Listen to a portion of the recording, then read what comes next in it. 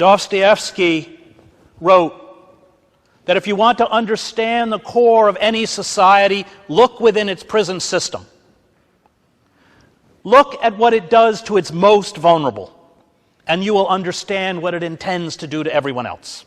And what's happened in our prisons is that corporations have moved in to profit off of the most vulnerable. It's not just private prisons. It's every aspect of a prison is now privatized. The food service, R-Mart, which there are constant discoveries of food poisoning because of the spoiled, rotten food they are serving to prisoners.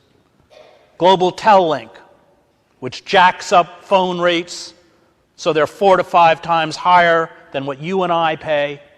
And this is especially pernicious, given that for most children who have an incarcerated parent, the phone is their only form of communication. Commissaries are privatized. Medical is privatized. It's an industry in the billions of dollars. And their lobbyists are writing the laws to make sure that recidivism rates remain where they are, 76% within 5 years for state prisons. Prisons are a form of social control. You deindustrialized an urban pocket. You forced people into the illegal economy. August Wilson says that the great warriors, fighters within the African American community are in prison because when the society did not provide them with a means to care for their family, they went out and cared for their family any way they could. And within those communities, we have instituted reigns of terror. Only 94% of people within our prison system ever get a jury trial. They're stripped of due process, they're stripped of their rights. We've militarized police that kill an average of 3.1 citizens a day, almost all of whom are unarmed.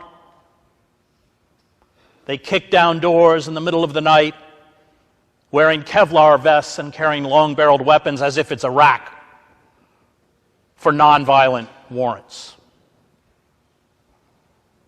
We must look to what's happening to the least among us to understand where the corporate state intends to go. 800,000 to 1 million people within our prison system work for corporations. McDonald's makes its uniforms in prison. And what are they paid? In some states, they're paid nothing. Alabama, Georgia. Louisiana is 4 cents an hour. Firefighters in California make $1 an hour. And these corporations see in these prisoners the model worker. They always come to work on time. They don't get paid for sick days or vacation days. They don't have to pay into Social Security. And I have students who have spent decades in prison working 40 hours a week and have no Social Security. They can't organize. They can't complain. And if they're a problem, you put them in solitary confinement, where tonight 80,000 of our citizens are. One of the main instruments of social control became, of course, mass incarceration and the use of the drug laws, the excuse of drug laws, by which especially poor men of color whose bodies were worth nothing on the streets of Newark behind bars is suddenly worth $40,000 or $50,000 to phone companies. And I just tried to send money to a friend of mine through a commissary, and they passed it all now to this private company. If you send $20, they want $5. Wow. Every single way that they can gouge the poor. The prison in Rahway. If a relative of yours dies, you can go either have a deathbed visit or the wake for 15 minutes, but they charge you $800. Did you know that? $800. If you're earning $1 a day, think how long it takes to pay off $800. You pay that $800 for those two guards to go shackled for 15 minutes. You got to pay them $800.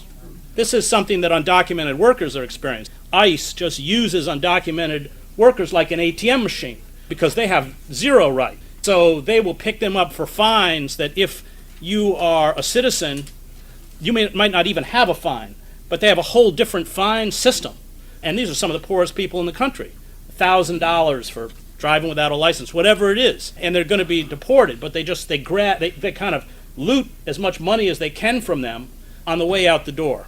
All of this is important because you have an evisceration of the legal system, which the kind of bellwether, the canary in the coal mine, began with poor communities where people of color, and let's talk in terms of Marx, essentially superfluous labor. They moved manufacturing overseas so they could pay sweatshop workers in Bangladesh 22 cents an hour and exploit them in a form of neo-slavery in essence.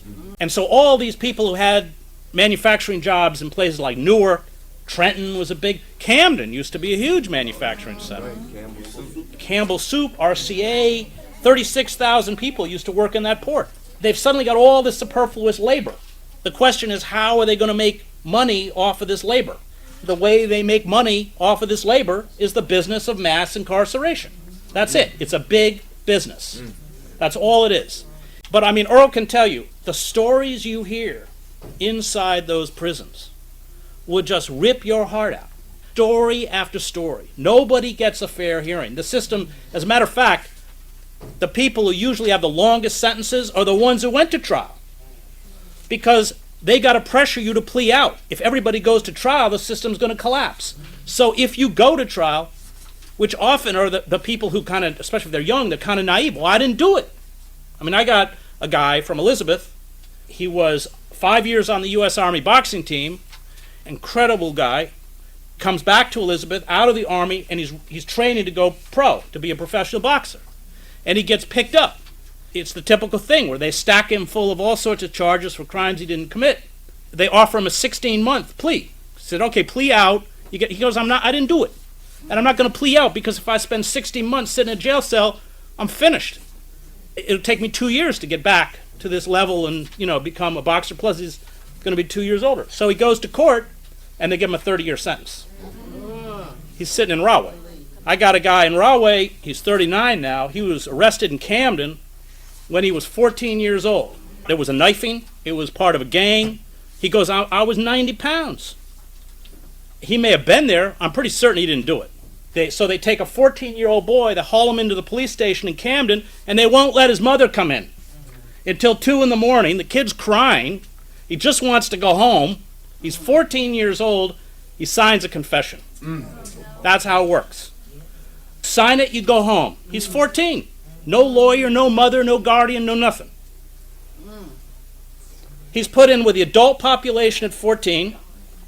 He is not eligible to go before a parole board till he's 70. There's story after story like that. And of course you're marked once you get out. No food stamps, no public account. I don't have to tell anyone in the room that.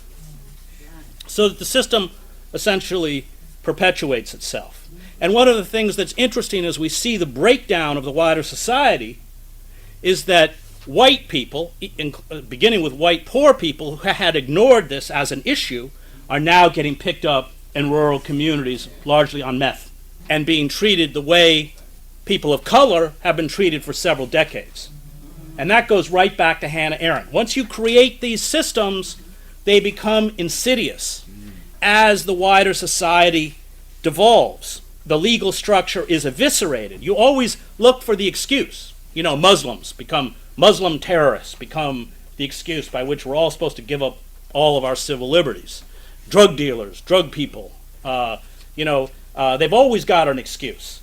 But once you normalize that kind of activity, coupled with the economic evisceration that has happened, where you have created essentially an oligarchic system, a global oligarchic elite, where none of these guys pay taxes. They have committed massive amounts of fraud and criminal activity. That's not an accusation, that's a documented fact. And yet they never go to jail, ever.